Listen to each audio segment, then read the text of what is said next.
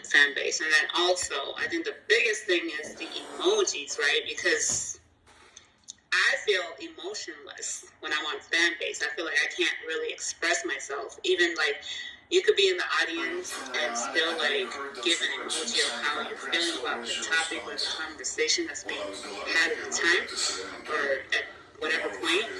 You can't do that on fan base. You either have to stay on mute or in the audience, right? I think that's the thing that sucks about it. I think they should bring the emojis over there, but I would still pick Clubhouse over that any day, even with the new update. I'm sorry. I am not just gonna say, okay, I'm here for Isaac just because he's black and I'm black. No. It's just, at the end of the day, it's catering to the people. You know what I mean? I think Clubhouse fucked up when they took the old, the club, when they updated Clubhouse. I missed the old hallway. Did they give us the hallway back? In a way, that kind of did, because now we can separate, like, you know, the room from, like, the chats or whatever, like the freaking voice notes, which drives me fucking crazy, y'all. And I'm a millennial. I'm not even that old, but I fucking hate it. But no, I think they could have. I think we're missing the emojis. If he can bring the emojis in the back channel, I think fan base can then compete with Clubhouse. But at this point, I don't think it's a competition at all. That's my opinion.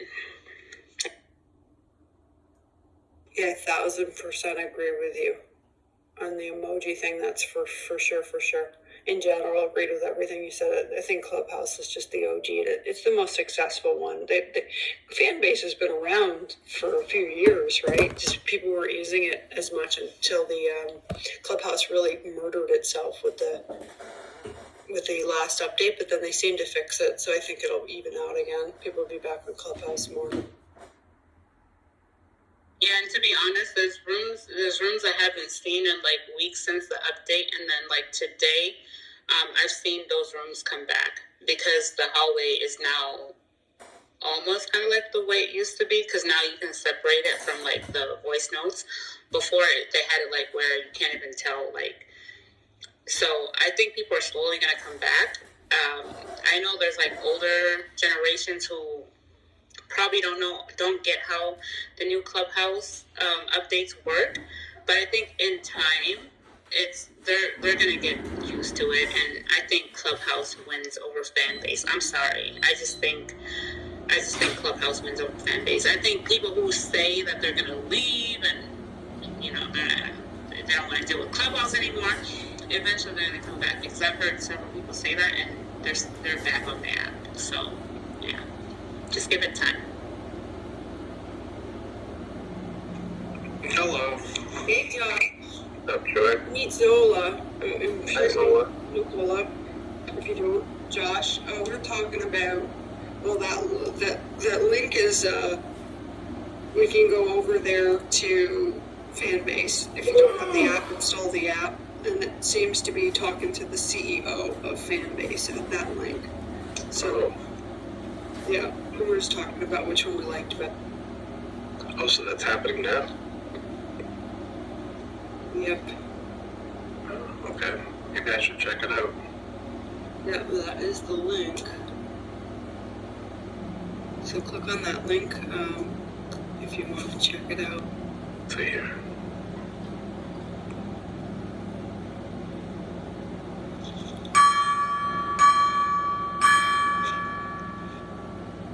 I feel like fan base is kind of like, the couch that I'm sitting on my PTR.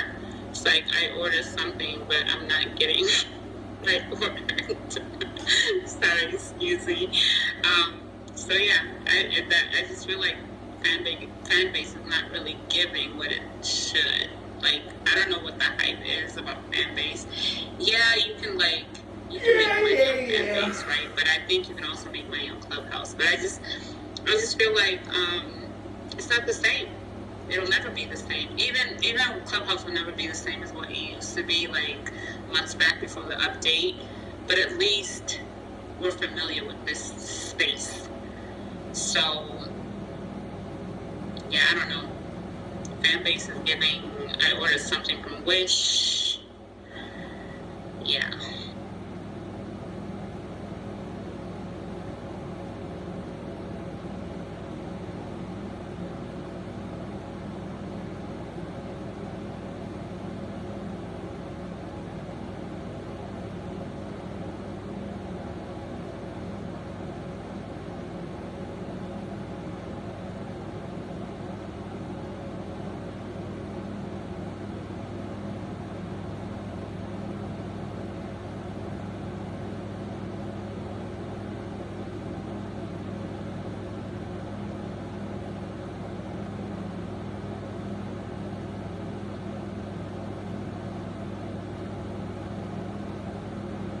Look at my head.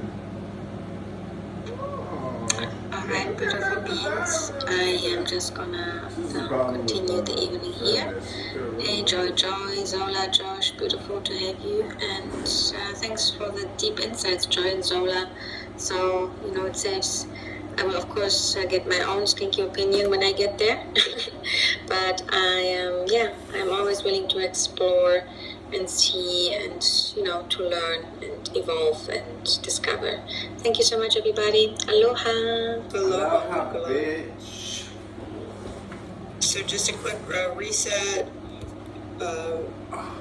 Nicola, Josh, we're clicking on that link. We're checking out fan base.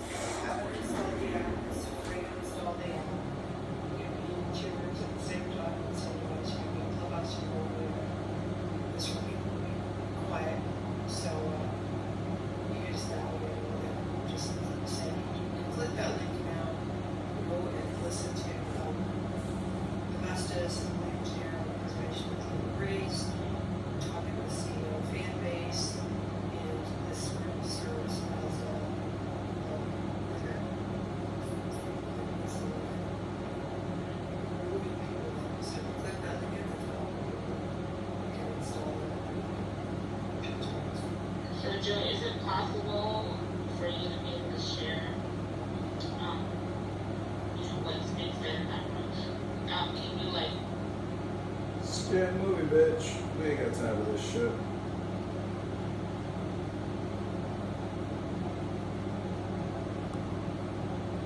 So I'm sitting here in the air conditioning. I wanted to go out tonight. I got no friends. All my friends can't handle going out with me. What up, LaShawn?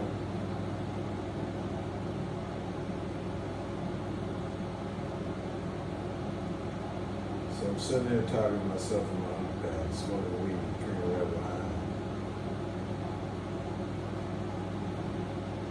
That's right.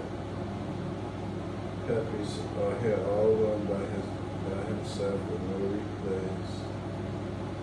Let's move out of that.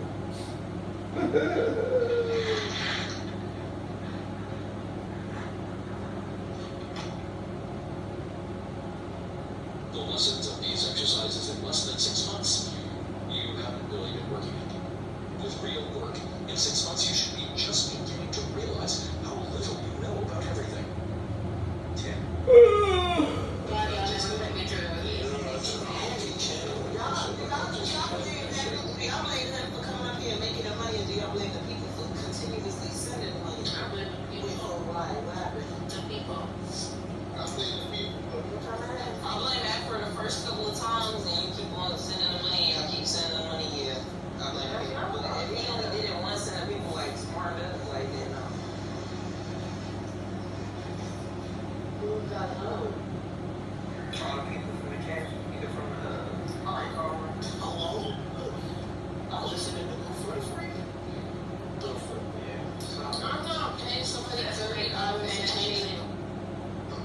Perhaps not relevant in a philosophical discussion, but if you want to, listen to, for example, that might be something that's relevant for you.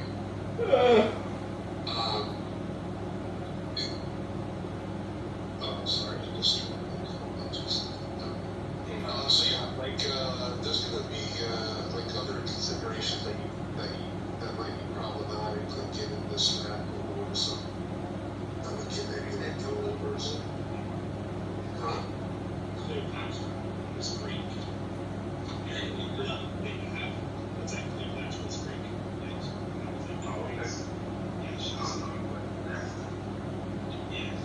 Greek. When you say she was Greek, that means she liked it in a booty hole?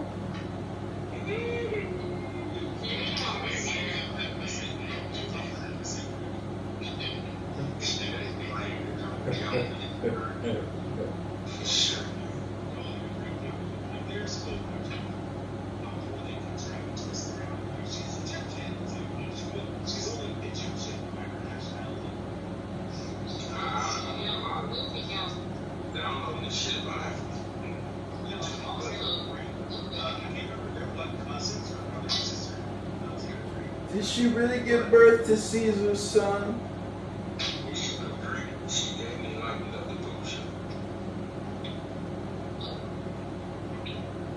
Did she really give birth to Caesar's son? Yes, buddy. Did she really die with Mark Anthony? Did she love Mark Anthony? Did she really love him? Hey, fuck off! You and your stupid Asian PTR, your no name, you fucking Kim Jong-un looking motherfucker. Go back to South Korea. Go to Pyongyang, bitch. Shut the fuck up.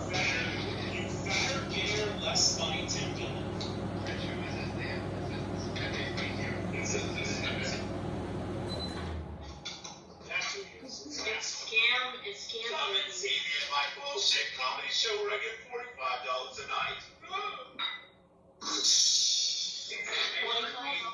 He's an angry atheist Jew. An angry atheist Jew? I mean, is that, you really think you can summarize me? I mean, go fuck off. Angry secular Jew. An angry secular Jew. I'm going to the bar. I'm going to the titty bar tonight to go dance with some Colombian girls, and I just want you to know that you don't know the first thing about the truth of the earth. Fuck off. Yeah. All your fake bullshit and whatever. Go fuck yourself, you Asian whore.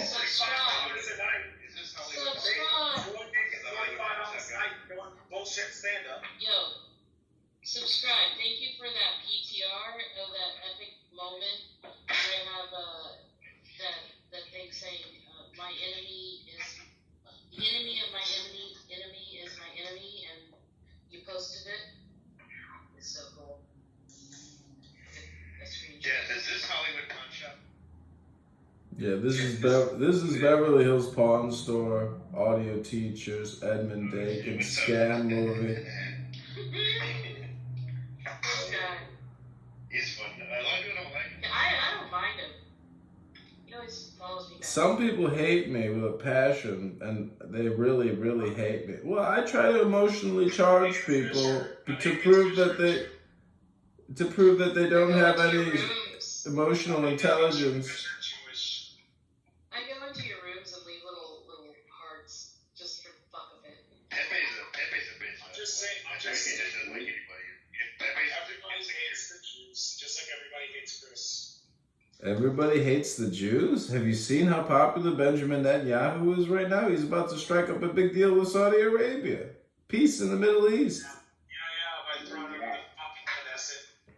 Trying to fucking Netanyahu is like interested in peace. Yeah, he wants to outlaw fucking Christianity. He's a fucking He wants to outlaw all the fucking Reform Jews. Oh, everybody's always emotionally triggered whenever I mention Benjamin Netanyahu. Here we go again with the Netanyahu derangement syndrome. He's a horrible person. War crimes. Barack Hussein Obama was getting his dick sucked smoking crack, and you hate a respectable leader? Oh my God! That's just a whataboutism. Like I didn't mention anything about Obama. Why would you bring that up when we're talking about Netanyahu? Because everything's relative to everything else. So go fuck off. Everything's centered around Judaism. That's just not true. The Pope does want to get rid of Judaism. Yeah, this got like an elusive troll, so it's hard to catch the troll. That makes me I thought he said he was a flat earther for a minute. I missed it. Did he say that? You dumb motherfuckers. If a woman's ass is curved and my dick is curved, you think I think the earth is flat? You a dumb motherfucker. Fuck off. This guy's good. He's good. I like the fuckle. That's my Logan Roy impersonation from Succession. Fuck That was off. really bad for Logan Roy impersonation since he's like. Oh, fuck off, rascal. You're fired. Now fuck off. Terrible. Let me guess, you don't like Robert F. Kennedy for the presidency of the United States of America? Oh my God. Wait, were you in Is he gonna run for president? the preservation of the human race. What do you call it? Don't go into those rooms, Booney. It's a nightmare in there. No, they listen to me. I come up with like the best stuff. And they don't even... No, they hate me because I just don't fall for their conspiracy theory bullshit, and like I question them on it until they hate me. You're doing it wrong, Russ.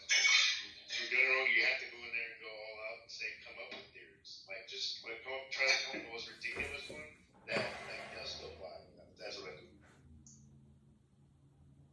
There's definitely some latent schizophrenia in that room.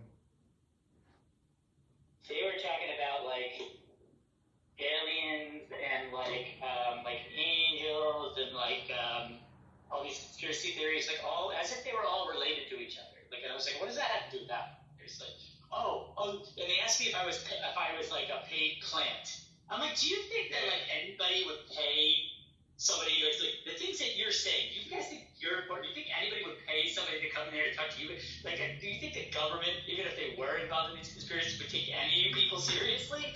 Like, they're so insane. Rascal, do you really think that there's a COVID-19 virus? Because there is no virus. The vaccine is the virus. How come people were dying before the vaccine? On TikTok, dropping dead in the streets of Shanghai.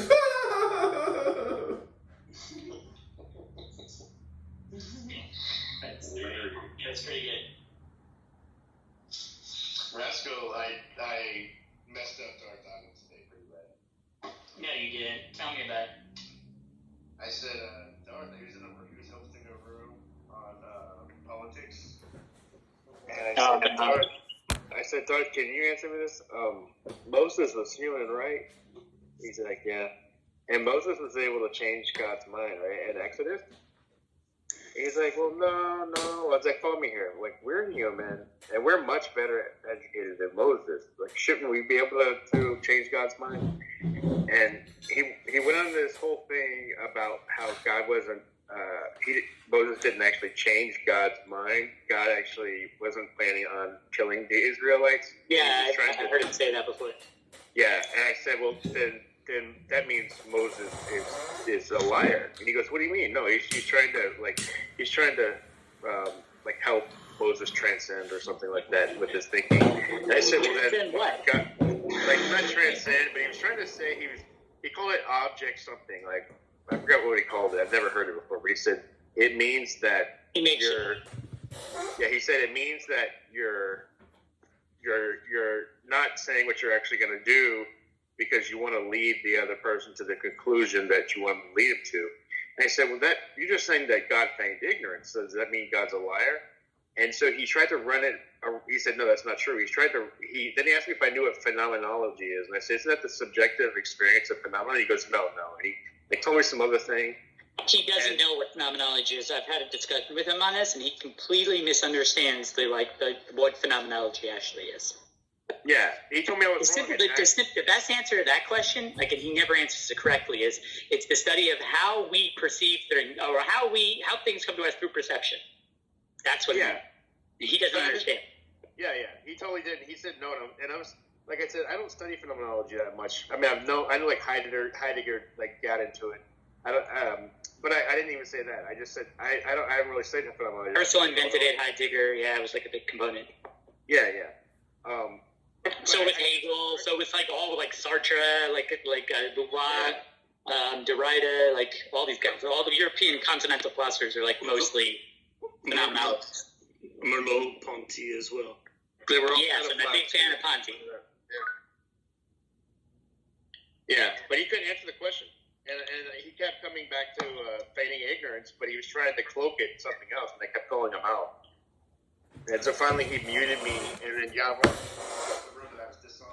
Booney, let's be honest. If his name didn't have the term Darth in it, like Darth Vader, and his name was just like Jerry or Tom or Steve, he would just be another fucking white guy on a chit-chat app, bullshitting around town like, oh, you 5 faggots, now fuck off. You guys insane. Yeah, but he doesn't. Yeah, I think Darth sometimes appropriates words that he hears from other people, and also from philosophy, and he doesn't actually understand what they mean. Because like, what was his definition of phenomenology? I'm curious. He didn't. He just asked me if I knew. He said, "Do I knew what phenomenology meant?" And I said, I answered actually correctly, but I wasn't even sure because I don't study too far in phenomenology. But he said this. He called it object something, which was a term that he used to talk about when God tells somebody, like told Moses that he was going to do something, but he wasn't actually going to do it in order to lead Moses to come to his own conclusion. What does that have to do with phenomenology? I don't know. Listen, this isn't a room about phenomenology, okay, everybody? This is a Saturday night party room, and I'm ready to get the discotheque started. So can everybody raise up a glass right now and raise a toast to the source of liberty, the source of love, the source of joy, the source of peace right now? Can everybody come to attention and raise your glass? Don't tell me Netanyahu. That's what you're mean, the soys, like you're fucking David Lee Roth? What's wrong with you, dude? I thought you were going to say raise a glass to the master of the house. Everybody loves the landlord, everybody's bosom friend. He's ready to rock. Exactly. Congratulations to Booney, who summarily executed Darth Dawkins today. We appreciate you. I can't get past the opening. I wish I was there. We don't talk to him anymore. Yeah, no, I couldn't get through. I remember a couple times trying to debate him. He asked me a question, I'm like, no, I don't believe that, and then muted and kicked out. Like, it's just not even. Wait, are you talking about Darth? Yeah. Yeah, I literally dismantled him like numerous times, so he doesn't so he calls me a stalker and like whatever. Yeah, but Like anybody who like doesn't fall for his shit and knows like something like. You know, I don't know if you've looked him up, but his name is actually Steve Rubenstein. You should look him up. He's on LinkedIn. His name is. Definitely is not Steve Rubenstein. I thought it was Isaac Finkelstein. Is it Itzhak Finkelstein? Like the most Jewish name possible. Why would anyone take him seriously? I mean, like, he's not conversant on any subject. He just dribbles nonsense. It's a show. It's a hypnosis. Are you guys retarded? No, I mean, All communication is hypnosis, you fucking idiots. That is true. He's got talking with it for fun, but I'm just saying, like, you can't take his conversation seriously. Oh, no. It's a shtick. Yeah, obviously he doesn't know anything about anything. It's outrageous. He's autodidactic or whatever, and he's got a big following on Discord and other things. And I mean, he's got like a bunch of more than I'll ever care to fucking have because I have a real life outside of this fucking app, believe it or not. You like to think you have a real life outside of this app, but there is no separation. It's a unification theory.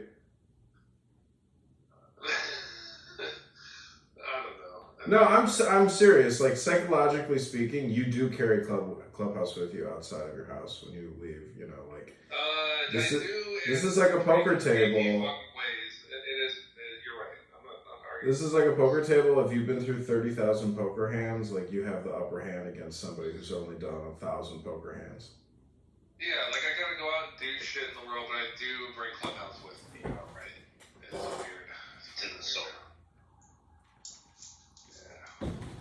It's not. It's neurolinguistic. It's in your neurosynaptic gaps, in new little canals digging into your brain.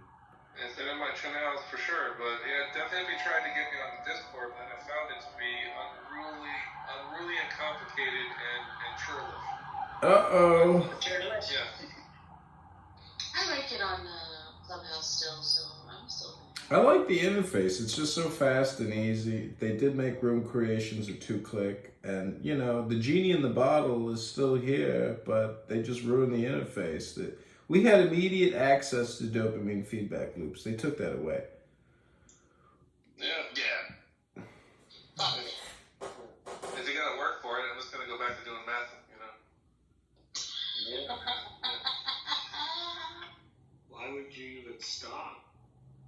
It's like it's not mutually exclusive. That's what I'm thinking. No need to stop.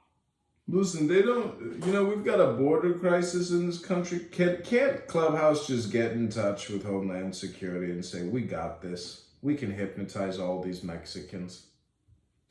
Same here. What the hell? Put them on Clubhouse. Yeah, well, everybody on Clubhouse technically needs a job. All those people needs jobs. Let's just educate them here in English and American history and basic economics. We'll work it out. Why? As they live in their hotels with their new iPhones on their $2,000 a month salaries, Mr. Riviera and Vavas Vavigas will come onto Clubhouse and we can educate them on Christian nationalism, American patriotism, and generalized misinformation on vaccine truth. And they can pay us with their SNAP card, with their EBT SNAP. That's right. You can cash at me. Are they legal or illegal? There's no difference anymore. America doesn't even exist anymore, for Christ's That's sake. right. Not legal. Whatever Biden says. Wait, you can't get a SNAP card if you're not legal? If you're not... Sure you can. Any state will give you one. No, you're not eligible for any welfare programs. Oh, You're not- rascal, you're such a fibber.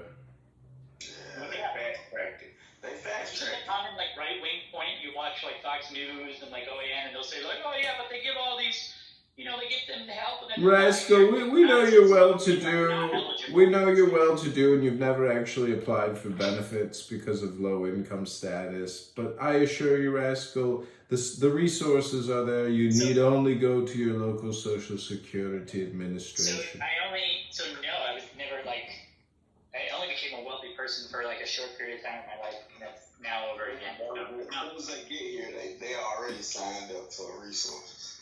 No. If they're illegal, they have no record. Like, what are they going to do? Oh, Rascal, come on now, You mate. can go down to the welfare office and ask for... Yes, you can. Yes, you can. What do you think they do there? Actually, Rascal, if you move from place to place to do like Asylum seekers. Do you have and also you harvest the crops and Biden I forgot the term, but they'll give you they have a special status? $100 A legal person doesn't have $100. that. Migrant worker. Yeah, that's right. Even a migrant worker could be a citizen. Like we talked, that doesn't have anything to do with They aren't necessarily citizens. They can be a Does non-citizen. reporting to the does the employer report them as being employed under that? Yeah, there's an allowance for that. So then they're paying taxes. That's why they're getting it. No, it's just the opposite. If you have illegal immigrants, there are cases where they have to pay taxes, but for the most part, they're excluded from all the benefits and programs, even the ones they pay taxes on. Yep, that's true. Wait, they get benefits, bro. Yeah, that's not true at all. Which benefits they get? There ain't no- It's not. You can go to any Social Security Administration and say, "My name is Parker. Where do I sign up?" They say, "Right here, sir, for your human rights." They say when they go to Homeland Security, "I want my fucking human rights and I want them now." Okay. They have rights. They just don't have. Can't you get a TPIN or whatever it's called? They're Like ineligible for Medicaid. I have to renew my human rights every 7 years. Ineligible for disability. Ineligible for unemployment insurance. Oh, give me a break. They can get the SNAP though. Poor people, right? They're poor, Why are right? we seriously talking about this? Like, none of us... Yeah, but they're specifically excluded from all of those programs they In just. case I want to, Including themselves. So here's what the government states are. Hold on, here's the government that I just talked about, right? With some important exceptions. Oh, come on, let's let it go and do a room reset. Everybody take the deepest breath of the day through your nose and hold it for 10 seconds. Grab your cock and grab your glass of wine and your blunt if you got it. Oh! The law prohibits non-qualified immigrants from enrolling in most federal public benefit programs. Federal public benefits include a variety of safety net services paid for by federal funds. So, like, there's only, like, so we're let's trying say... to get drunk. Why are you pouring boiling hot water on our boners right now? What are you... So you need federal funds. Medieval... Like, Yeah. Alright, you want to go back to the dark document then? I don't know. I wish you thought they were like so fucking seriously, Rascal. We're doing tax returns for immigrants or something? Yeah, it's like, Jesus Christ, I got Form 10, You know what this room really needs is Toxic saying, this is atheism. That is complete. This is atheism. This is autism. You're obfuscating the point. You're off in the weed. Rascal can't be normal. It's autism. That's it for me. Hey, thanks for I letting. don't like that show. I'm not autistic, but I don't like when people throw around the like term autism as if it's an insult to people because like there are autistic people out there. That's fucked up. I mean, I'm autistic and I'll use it. Almost all the people in this room are. Almost everybody in this fucking room's autistic, especially fucking subscribe. Subscribe. The only thing I can say that that I like give you credit for is outing a chomo. That's all. What's a chomo? Which chomo did I out?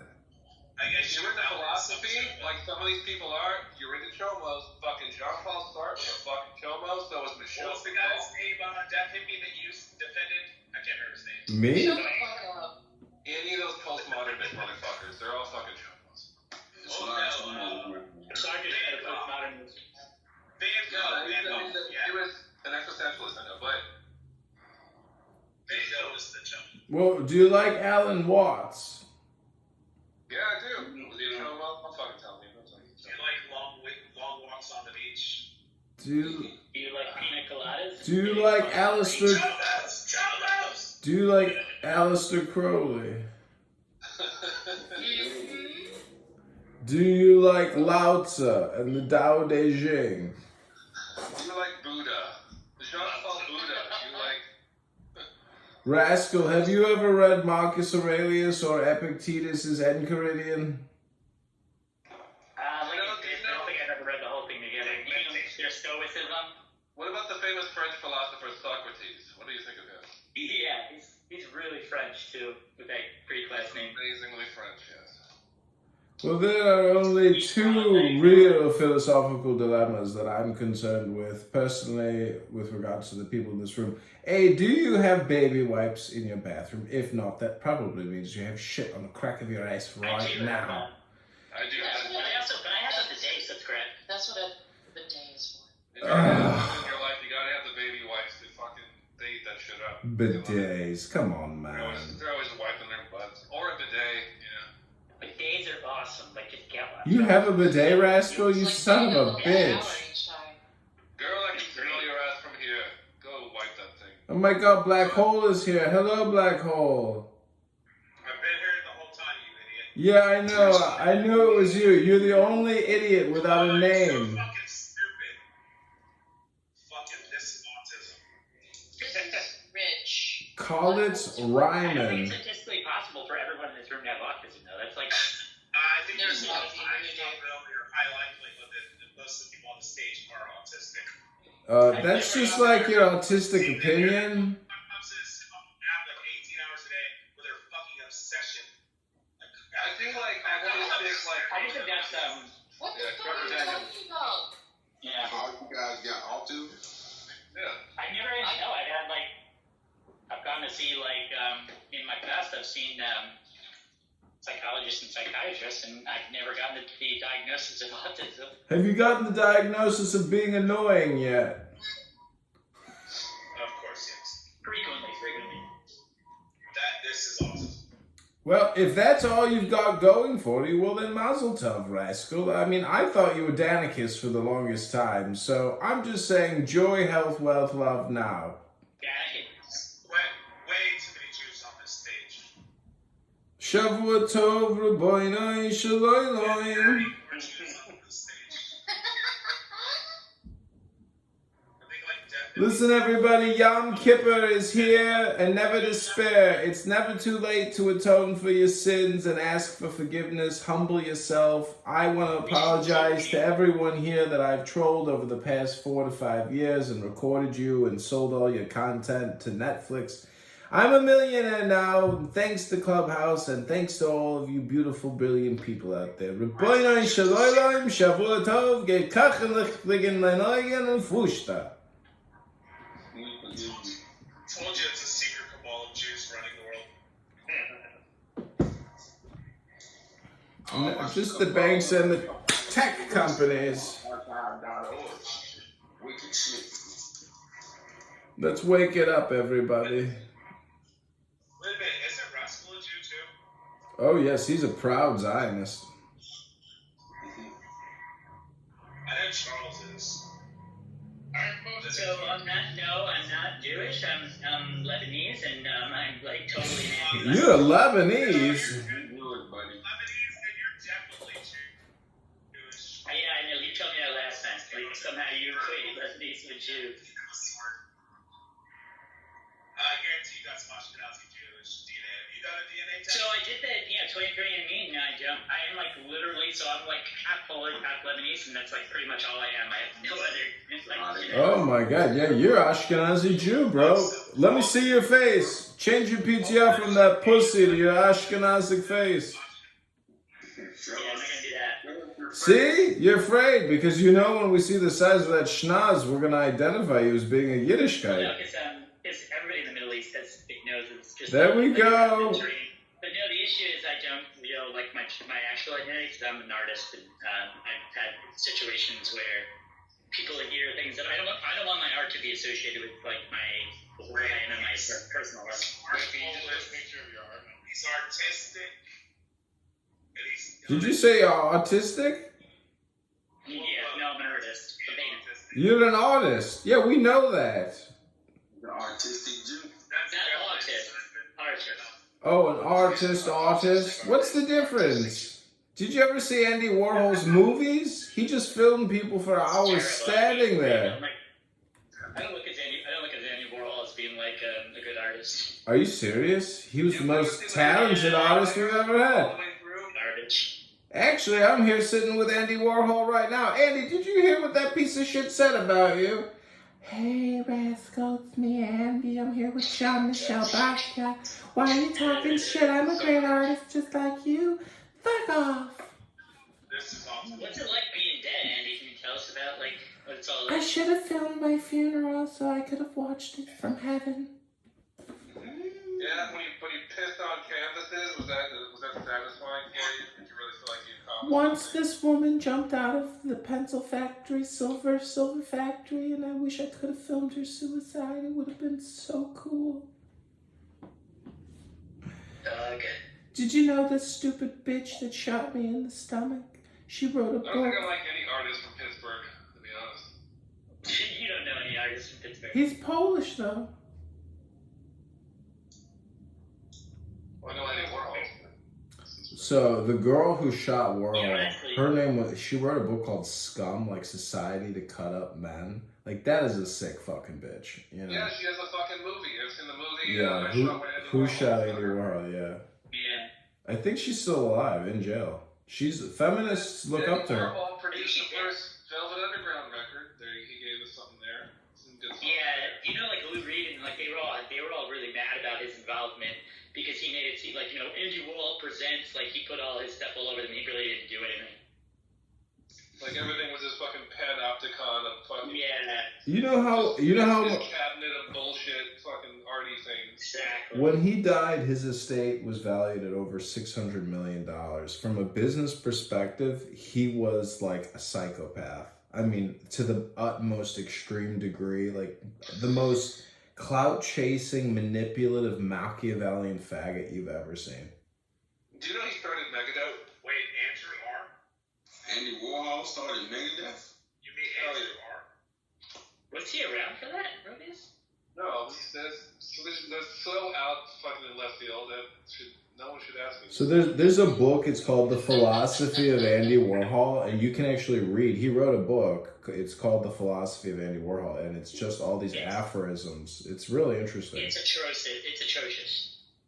Yeah. Like Salvador Dali wrote some fucking surrealist book about. He's another one. Fucking horseshit. Right. He mass produced his own fucking works of art to make money. He wasn't even surrealism was like, you know, with Ender Baton, right? And it was like truly a literary movement.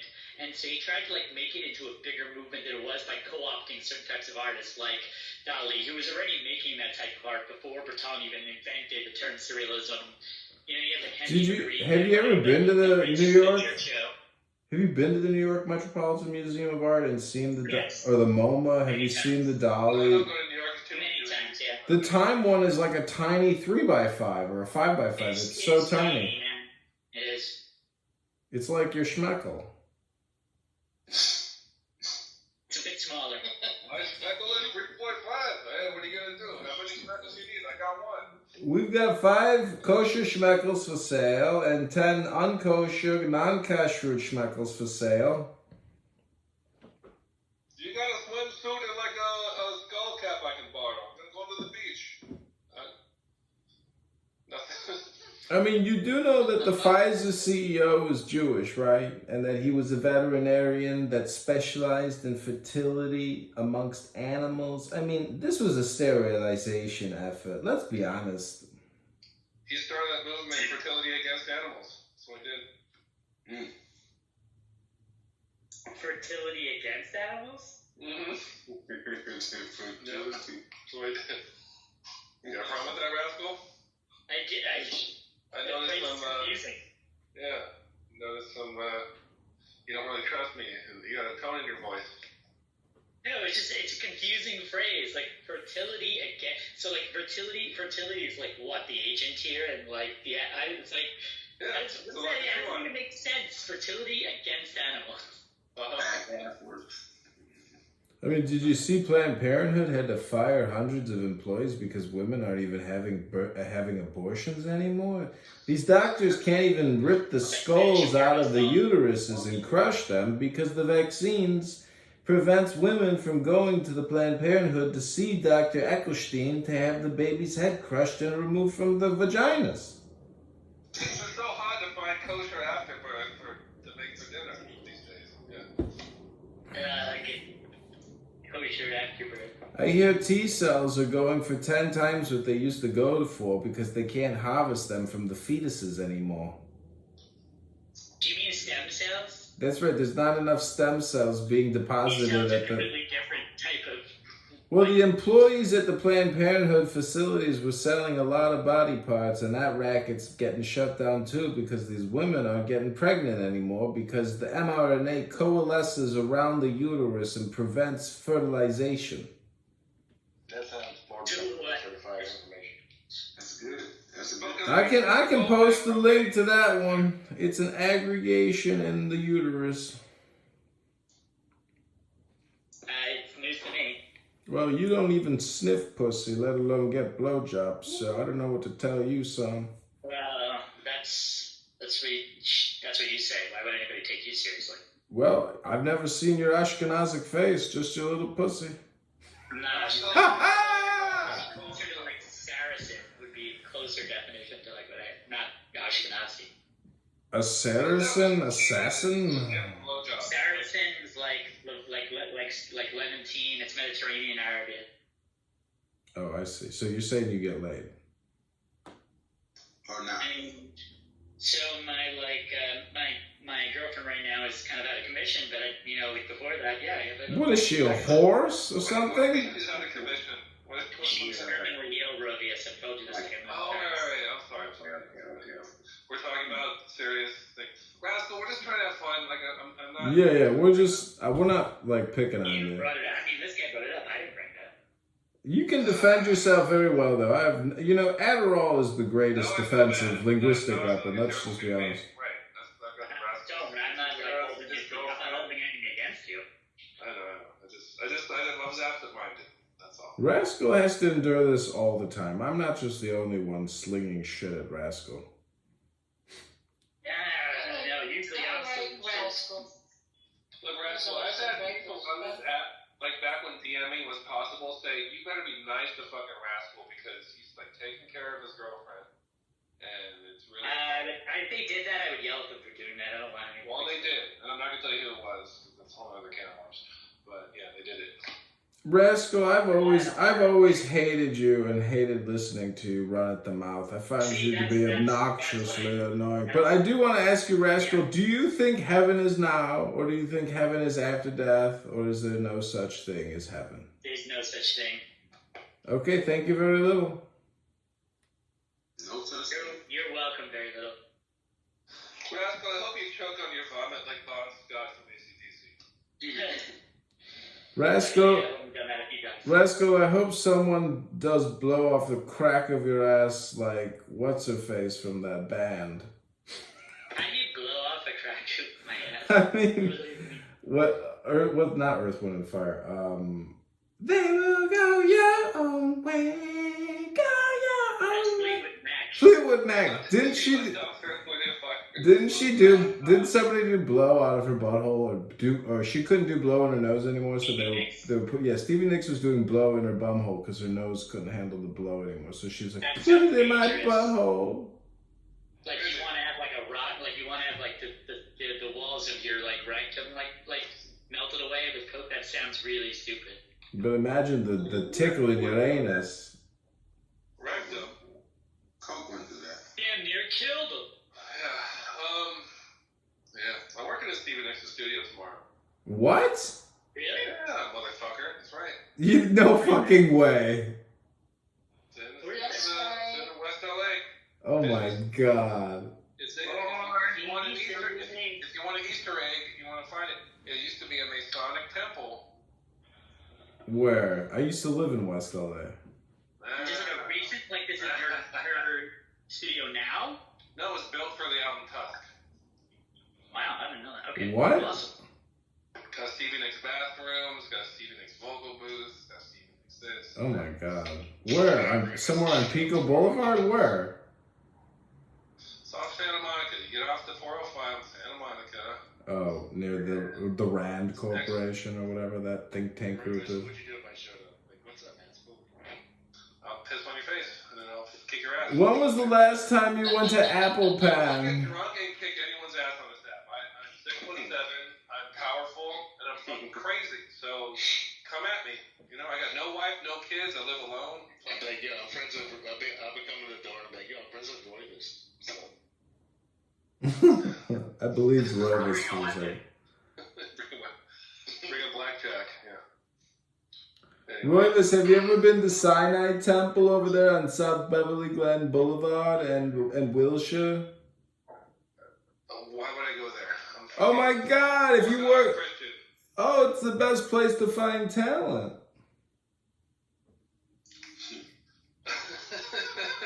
So like when like in the music business, because like unless like I don't like most musicians are Jewish, unless you're talking like Paul and like Simon and Garfunkel or something, or like most of them are most of the executives are Jews. People. Unless you're talking about like violinists from the 1800s, like sure. Yeah.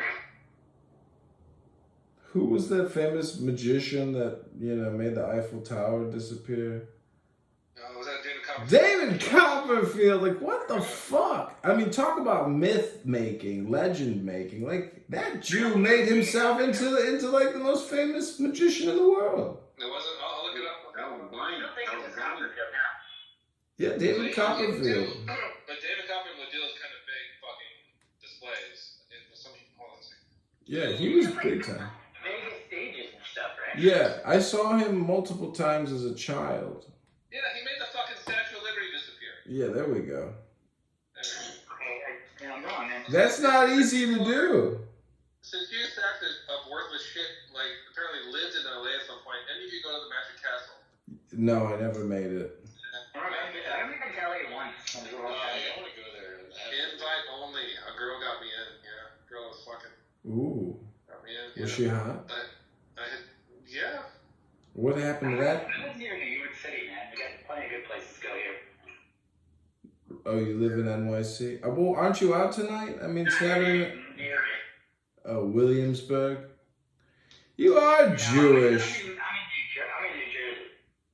Why do you talk like Tom Hardy? It's the craziest fucking thing, dude. Like, you're like, oh, Batman, This bomb is armed. Time to go mobile. Then why are you people here? It's a forensic audio match. Behind you stands a clubhouse goo where countless thousands have served and languishing in the goo. I'm sitting here with two computer screens simultaneously. Those who will serve step forward. What is this? An army will be raised. It was in the shittiest Al Capone movie I could ever imagine. It was crazy. I actually sat through that fucking movie. Oh, he shat his pants. Didn't he shit his pants in that movie? He shat his pants like figuratively. Yeah. What about when he beat up his wife? Like, as he was beating his wife, I was like, what's this movie about? This is so stupid. Yeah. And like they tried to get cute, like auteur director with it, and I was just like, this isn't that. I liked him in Venom. Capone. I never saw that. So stupid. Don't waste your time. Yeah, don't waste your time, dude. It's not serious. The whole movie is about Al Capone in his Florida mansion shitting his pants and some flashbacks, and then the other American actor just chit-chatting with him saying, "Where's the money at, Al?" That's the whole fucking movie. Like Tom Hardy is actually like really like when he's good, he's like really good. You ever see, like, you know, like Leo finally won his Oscar for The Revenant, but by far I think Tom Hardy was the best actor in that movie, right? Did you guys see Revenant? Yeah, that was solid. He's brilliant in that. Yeah. The bear scene. That fucking bear was like a person in a bear suit. That was crazy. It was like mostly CGI too. Well, yeah. Rascal, what do you do for a living other than come on Adderall and come to Clown House? Besides sniffing blowjobs, yeah. Or you do, what kind of artwork do you do? I do watercolors. Watercolors? That's a career these days? Yeah. If you're good It's enough. not a career, it's a medium. Rascal paints watercolors with his penis. Wait, so there's the watercolor style and the watercolor portraiture style? I do figurative work, I do landscapes, yes. Oh my god, have you thought about upgrading the canvases and using acrylics or possibly, you know, the other... I don't know if you could like upgrade, but like I used to paint when I was in college, I've like become like, you know, most artists settle on particular types of mediums, so I like work on it. Jesus Christ, you're a special one. There are less watercolor artists out there than there are like acrylic or oil, but I don't know that makes it special. Well, I play the skinned flute. I mean, I do a lot of different mediums as well. You put watercolors on your skin flute? No, but I do actually have a lot of artwork. And in fact, I've been accumulating many, many thousands of dollars worth of rare That's something art. Jewish people do all the time. You know, I just try to diversify my Federal Reserve notes, get into a lot of really great artwork. In fact, I broke even. I spent 10 grand on a bunch of fake Basquiat's, and then I sold one of them for 10 grand. So I've got about 30 Basquiat's. Four of them are real. I'm pretty sure 4 of them are real, and I want to try to get them into Christie's or Sotheby's, and I'm pretty sure I can retire and then just whack off and smoke weed all day, every day until the day I die. Okay. But be careful. If you get everything that you wish for, there'll be nothing to strive for anymore. No, I hear orgasms satisfy till the very end, and I shall endure until the last load. Just try to get to like be 20 a day. 20 bus stops. No, impossible. 3 a day, 2 a day, 1 a day. That's all anyone needs. When do you start like bleeding after like 10? I think I wouldn't want to look like comes out after like that. I mean, what is the most number of orgasms I've ever had in a 24-hour period? I think is 6 or 7. I think I'm right there with it. Yeah. That's it. There's no more. I usually have one. It's weird. Now, a woman can have up to 30 orgasms a day. It's look it up. Go to Wikipedia. That's an extreme. Wow. If you do it right, it seems like it will never end. Wow. There are those people that like have that like condition where they'll just have orgasms like all the time.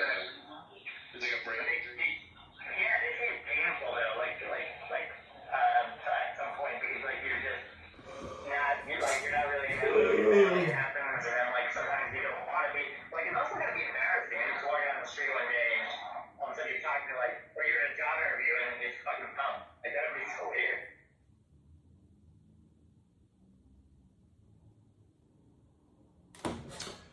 But it's kind of like mind over matter. I feel psychologically speaking, once you are accepting of the fact that you're an auto orgasm type person, and no matter what the situation, you will just, make the best of it. So if like you're in a very important sales negotiation and you start having an orgasm and you come in your pants, I mean, you just go with it. And believe it or not, your joy and your happiness, your dopamine, your oxytocin, your pituitary gland, all those things are working together to, oh, did Rascal leave us? Oh, that little rascal. But it's drowned out by shame, all those feelings, yeah. I love trolling Rascal. Moderators, thank you for letting me troll him for at least, oh God, that was fabulous. Thank you so much. We always appreciate your visits. Is it weird that like when my mom does art and she draws like a cantaloupe cut in half or like a flower, I go like, Mom, that's just a vagina. What are you doing? Is that bad for me? Oh, wait. Yeah, it's true. Guys, they will draw penises and they don't realize it. And women often draw vaginas. Yeah. Like, I get it, Mom. You got a vagina. I know that. You don't have to make some epic drawing about it. Jesus Christ. Have you It's an art club. Have you ever taken a grapefruit and put it in your mouth, or a strawberry, and just said to yourself, this is so amazing. Like, it just tastes so good and it looks so beautiful. And you compare it to a pussy and you're like, this is actually better than a pussy, but it's just not the same as a pussy. Why was he better than a pussy? In the moment when eating a piece of grapefruit and it's just, you're totally immersed in it, there's something so just delicious about it that when you suck on a wonderful, you really gotta have a wonderful pussy, to match a wonderful grapefruit. And, and it's not the same, like you can't fuck a grapefruit, now mind you, but if a woman is riding me, now that's when the comparison ends. But I'm just saying, generally speaking, when I take a grapefruit and I put it in my mouth and I just go, so good.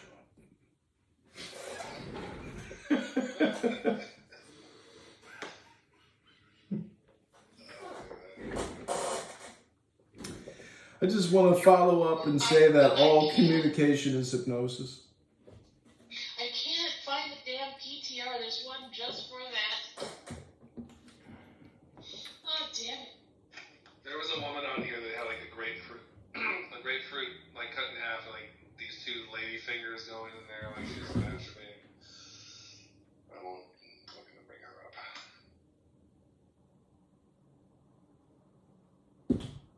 So it's not too late for me to go out, but it's getting too late, and I do want to actually interact with people in the real world and maybe try to smell a pussy on a Saturday night. That's just me. Hey, we're real. I don't smell anything. I can't touch you. I can't taste you. I don't think you're real. Alright, I'm gonna go to sleep so I don't fall asleep. I'm gonna get off of here so I don't fall asleep to subscribe like neurolinguistic programming people. I'll just play the Tao Te Ching. I'll play the Tao Te Ching. Oh, look at that. That's what I'm going. See, that's what I'm saying. Look at that grapefruit. Look at that. Oh, it's so sexual. Oh my God, look at that. So juicy. So juicy. It's like tits and a pussy at the same time. It's unbelievable. Look at that. Would you look at it? Would you look at it? Just look at it. Oh my God, just look at it. Would you look at it? Would you look at it? Just look at it. Look at it. Oh my God, would you look at that? Look at that.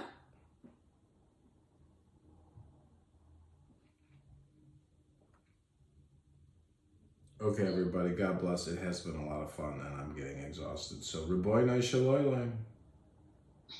Good night.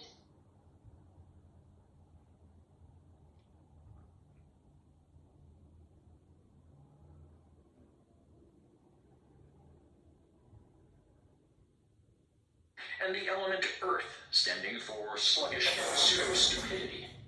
This is the traditional stance of defeated races dealing with their conquerors.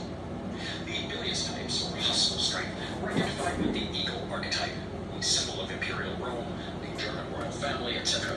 And the element air. Air probably means sky, because these types seem high and mighty. These symbols go back a long way. Kabbalists find them in the Old Testament, where indeed the lion, angel, bull, eagle appear in Ezekiel. They're found constantly in Catholic art, associated with the four evangelists: Matthew, angel; Mark, lion; Luke, bull; John, eagle, and run through the design of tarot card decks, medieval and modern.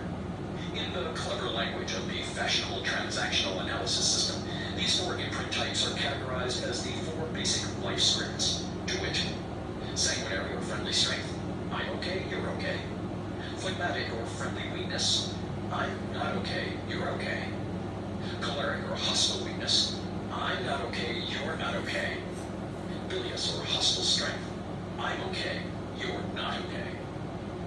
It is the phlegmatic or friendly weakness dependent neurotic type who generally turn up in the psychotherapist's office seeking re-imprinting voluntarily. They are not okay, but they have great faith that the therapist is okay. The bilious, hostile strength, and choleric, hostile weakness arrive in therapy, if at all, only because their associates or families, or more commonly a law court, has ordered them to try to re-imprint their compulsive hostilities. The sanguinary or friendly strength type virtually never comes in for psychotherapy. He or she is satisfied with his or her life, and so is the rest of society. Alas, they nonetheless can get to the position where they need therapy of some sort, simply because they may take on too much responsibility and carry too many burdens. They will generally arrive at the therapist only if sent there by an MD who has intuited where their ulcers came from. The system is not meant to be rigid or to imply that there are only four types of humanoid robots. The later circuits, still to be discussed, modify all of this considerably. Some imprints are wobbly, cover two or more quadrants partly, and we are all capable of sudden brain change. It is also important to realize that the four archetypes are for convenience only, and they are convenient, as witness their reappearance in transactional analysis, where their historical connection with the lion, angel, bull, eagle isn't even recognized. But each quadrant can be subdivided much more sharply if necessary for diagnostic purposes. For instance, the most widely used psychological test in this country, the Leary Interpersonal Grid of 1957, divides the four quadrants into 16 subquadrants and allows one to grade each in terms of moderate to excessive tendency to behave that way. In the grid on which the Leary categories are drawn, the moderate imprints are in toward the center, and the excessive or extreme cases are out toward the perimeter. But what is being measured is still basically the way the first two circuits, oral biosurvival and anal territorial, are imprinted. To clarify this a bit further, imagine that four babies were all born at the same instant in John J. Boskowitz Memorial Hospital, Anytown, planet Earth. We come back 20 years later, and we find that each of them has a separate personality and lifestyle. A problem for the astrologers, but let that pass. To make things easier for us, they have actually landed in our four quadrants. Subject number one is responsible over conventional, or sanguinary. Everyone agrees that she, or he, is usually a beloved community leader, helpful, considerate, friendly, and solidly successful. Some may even say that she spoils people with kindness, forgives anything, agrees with everybody, and actually enjoys governing those who cannot govern themselves. The noble lion. This person may be, and probably is, a total robot. That is, if she can never give orders in a strict way, is never able to doubt others, is never egocentric, etc., then she has mechanically imprinted the first quadrant, friendly strength. On the other hand, if she is able to move out of the first quadrant in appropriate situations, exercising hostility against the marauder or predator, admitting weakness when overwhelmed, she has an imprinted condition, predilection for I'm okay, you're okay, but is not totally robotized by it. Subject number two has, after the same 20 years of imprinting and conditioning, landed in quadrant 2, friendly weakness, phlegmatic. She is self-critical, shy, timid, easily led, spineless, and always looking for somebody to take charge and give orders. The unearthly this imprinting condition may be totally robotic, or there may be enough flexibility for the person to jump to another quadrant when necessary. Subject number 3 has landed with total robothood and with some small flexibility in quadrant 3, hostile weakness choleric. She distrusts everybody, rebels against everything, speaks constantly in sarcasms, complains chronically, and is generally bitter, resentful, and to some extent paranoid. A sullen bull. Subject number 4 has landed in quadrant 4, hostile strength, bilious, and is regarded as bossy, cold, unfeeling, dictatorial, self-important, boastful, etc., but still, in the judgment of most, a good leader, the imperial eagle. The irony and the tragedy of human life is that none of these subjects are aware at all of their robotry.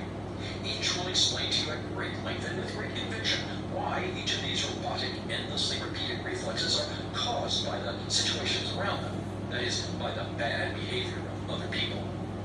What the thinker thinks, the prover proves. Thus, if you put these 4 primates on a desert island, you can predict with virtually as much certainty as a chemist telling us what will happen if 4 elements are compounded, that subject number 1 and number 4, friendly strength and hostile strength, will both try to take over. Number 1, to help the others. Number 4, because he can't imagine anybody else in control.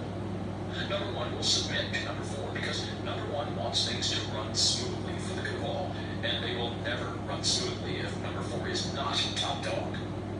Number 2, friendly weakness, will not care whether number 1 or number 4 rules, just so long as somebody else is making the decisions. And number 3 will complain, and complain, complain, no matter who is in charge, while skillfully avoiding any action that would require taking personal responsibility. The same political decisions would be made by 4 chimpanzees or 4 dogs if they had the 4 imprint quadrants equally divided, as in our hypothetical example. Sociobiologists who are very aware of these 4 quadrants in both human and animal societies claim that each organism is born with a genetic predisposition to play one of these roles. Critics of sociobiology, who are dogmatic liberals, denounce this idea as monstrous. We will not attempt to decide that difficult question here, since any attempts to decide what aspects of behavior are genetic and what are learned after birth always descends into ideological metaphysics in the prevailing absence of real data. We say merely that whether or not you or I were born with a predisposition for one quadrant, all organisms are born with a predisposition for imprint vulnerability, and the imprint, once set in the neural circuitry, acts as robotically as any genetic hardwiring. How imprints can be changed will be discussed as we proceed. The exercises in each chapter are intended to make imprints a little less rigid, a little more flexible. The top 2 quadrants of the Leary grid, friendly strength and hostile strength, correspond roughly to what Nietzsche called Herr moral, the ethics of the ruling classes. Indeed, hostile strength is the embodiment of Nietzsche's blonde beast, the primitive conqueror pirate type we find at the dawn of every civilization. This is what Nietzsche also called the animal or unsublimated form of the will to power. Friendly strength, on the other hand, does not correspond, except very slightly, to Nietzsche's sublimated will to power. To find that, we will have to wait until we come to the 5th neurosomatic circuit, the stage of conscious evolution. The bottom 2 quadrants, friendly weakness and hostile weakness, correspond to Nietzsche's strong moral, the ethics of slaves, serfs, and lower caste or lower class persons everywhere. Nietzsche's concept of resentment, the hidden revenge motive within altruistic philosophies, claims there is an element of hostility within even the friendly weakness side of the grid. That is, in conventional Christian ethics, as typified by the image of gentle Jesus, meek and mild. This paradox, the friendly weakling, is a hostile weakling in disguise. The flower child, a potential Mansonized robot killer, reappears in modern clinical parlance as the concept of passive-aggressive. Occultists, in their strange jargon, describe these types as psychic vampires. This is why Nietzsche claimed that St. Paul had destroyed the evangel, good news of Jesus, and replaced it with the dysangel, bad news. The evangel of Jesus, as Nietzsche saw it, was the sublimated will to power, the path to conscious evolution to superhumanity. The dysangel, or bad news, created by St. Paul was traditional Straf moral. Slaves, obey your masters, but nourish your resentment with the firm belief that you are good and they are evil, and you will eventually have the pleasure of watching them burn in hell forever. In Nietzsche's analysis, all Marx added to this was the idea of burning and punishing the masterclass here and now, instead of waiting for God to attend the matter post-mortem. The same analysis appears in E. Cunning's unforgettable couplet on the communist intelligentsia of the 1930s. Every comrade is a little bit of concentrated meat. It is interesting in this connection that Nietzsche dropped psychological language from his books as he went along and replaced it with physiological language. For instance, in his later works, such as The Antichrist, the resentment within the slave morality of conventional Christianity is diagnosed as a physiological reaction characteristic of certain physical types. Nietzsche was on the right track, but lacking neurology, he looked for the physical basis of these processes in genetics alone. Imprinting theory suggests, on the contrary, that such physiological bottom dog reflexes are created by specific triggers at early moments of imprint vulnerability. But they are nonetheless all over the body at once, and hence physiological. Any method actor knows this, and his body will swell physically if he is playing a strong character, and shrink if he is playing a weakling. Rod Steiger, in particular, actually seems taller or shorter, depending on whether he is playing a top dog or a bottom dog. Remember, again, that all these categories are for convenience, and that nature has not employed the sharp boundaries that we use in our models of nature. Thus, with Leary's 1957 schemata, we can further subdivide our 4 types into 16 types with 4 degrees of each, for a total of 64 subtypes. In the next section, to simplify what may be growing too complex, we will reduce everything again to just the interactions of the first 2 circuits. Any system for describing human behavior should be flexible enough to be extended indefinitely and should also still contain meaning when reduced back to its fundamentals. Since we all contain a territorial emotional circuit, we need to exercise it daily. Playing with children is one good exercise, especially if you play with large groups, in which case you will have to referee mammalian territorial disputes. Swimming, jogging, or whatever else appeals to you is good to keep the muscles from feeling you are trying to starve them. Trying to psych out somebody else's emotional state is one of the best exercises for this circuit, and is very educational in general. It activates the old mammal centers in the thalamus, where body language communicates emotional signals. A good general uses this circuit to psych out what the enemy general is planning. A good mother uses it, vice versa, to figure out what baby's howl means in each particular case. Advanced work with this circuit, involving some hazards and personal relations, would involve such games as learning to bully someone you've never been able to do that before, learning to submit docilely if you've never been able to do that before, and learning to express anger appropriately and letting go of it when it's no longer necessary. It will be observed by the thoughtful or visually oriented readers that each extreme type can be expressed on the Leary grid as a very off-center pie slice. Obviously, an ideally balanced person, that is, one not robotized and able to adjust to circumstances as they arise, would not be so off-centered. Such a person would be able to move a little bit into each quadrant according to the times and seasons, as the Chinese say, but would basically maintain a centered detachment between all of them. She or he could be graphed as a circle. The dark inner circle would represent the adamantine individuality of this ideally detached person, detached from robot imprints. The gray circle would represent the ability to move out into each quadrant in times when that was necessary. Circles of this sort, called mandalas, are widely used for meditation in the Buddhist tradition. Often, they are cornered by 4 demons, who evidently, like the Occidental lion, bull, angel, and eagle, represented the extremes to be avoided. Exercises. 1. Whenever you meet a young male or female, ask yourself consciously, if it came to hand-to-hand combat, could I beat him or her? Then try to determine how much of your behavior is based on unconsciously asking and answering that question via pre-verbal body language. 2. Get roaring drunk and pound the table, telling everyone in a loud voice just what dumb assholes they all are. Opiates and small doses of alcohol seem to trigger neurotransmitters characteristic of circuit 1, breastfed tranquility. Large doses of alcohol often reverse this and trigger neurotransmitters characteristic of territorial struggle, known to be evil vocabulary of hostile drugs as their alcoholic intake increases. 3. Get a book on meditation. Practice for 2 15-minute sessions every day for a month. Then, go see someone who always manages to upset you or make you defensive. See if they can press your territorial retreat buttons. The good book on meditation is Undoing Yourself with Energized Meditation and Other Devices by Christopher S. Hyatt, PhD, Newfoundland Publications. 4. Spend a weekend at an encounter group. During the first half day, try to intuit which quadrant each participant is coming from. At the end, see if any of them have become less robotized. See if you have become less robotized. 5. Go to the lion house at the zoo. Study the lions until you feel you really understand their total reality. 6. Rent a video of a kind of comedy that small children like. The Three Stooges, Abbott and Costello, etc. Observe carefully and think about what function this humor serves, but don't neglect to laugh at it yourself. 7. Spend all day Sunday looking at animal shows on TV, getting stoned on weed if this is permissible to you. Then go into the office the next day and observe the primate pack hierarchy carefully, like a scientist. Chapter 5. Dickens and Joyce, the two-circuit dialectic. That's why old Parkson excited about his gun fodder. That's why ecclesiastics and crime ministers preaching in mornings. James Joyce, Finnegan's Wake. The shock and dismay of the infant when the harshness of traditional toilet training introduces the anal patrist second circuit values into the previously blissful oral matrix continuum is conveyed with great artistry in Dickens' David Copperfield.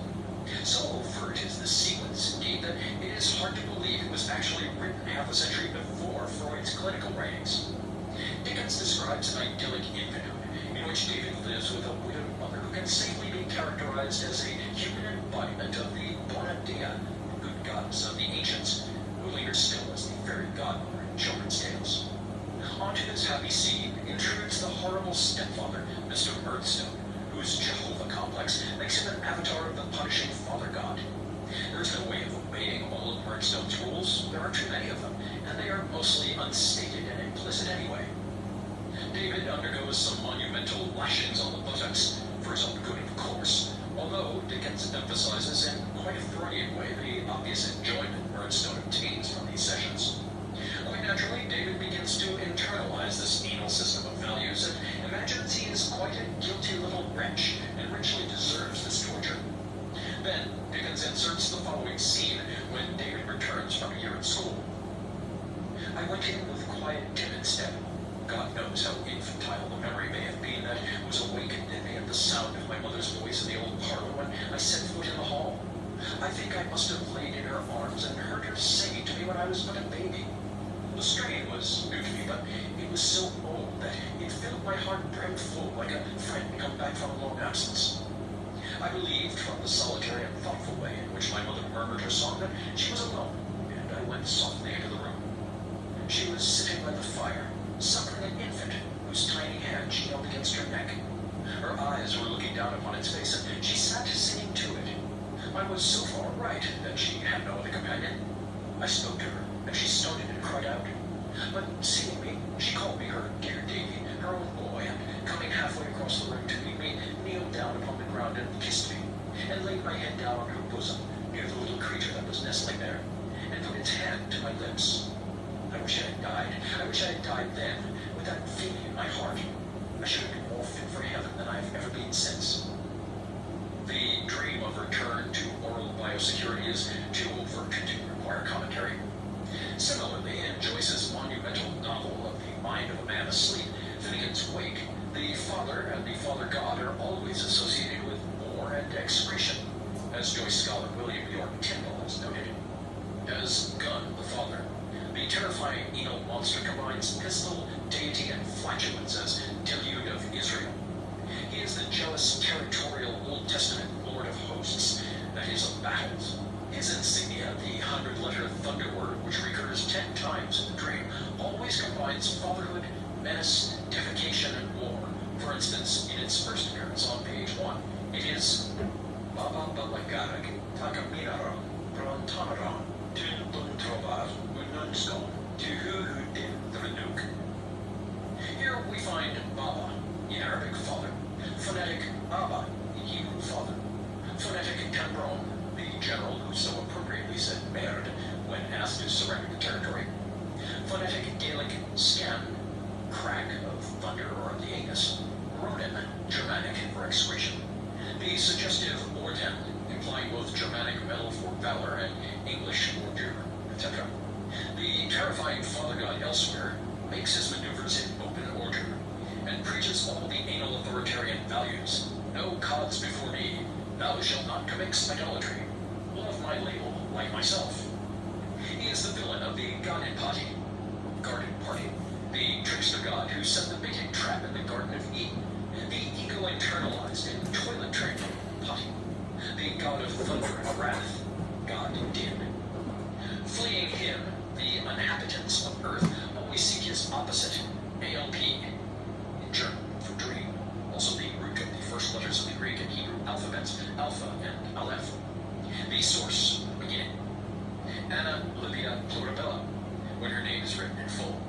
The waters of life combined with all beautiful women. She is as oral and loving as the omnibus is anal and threatening.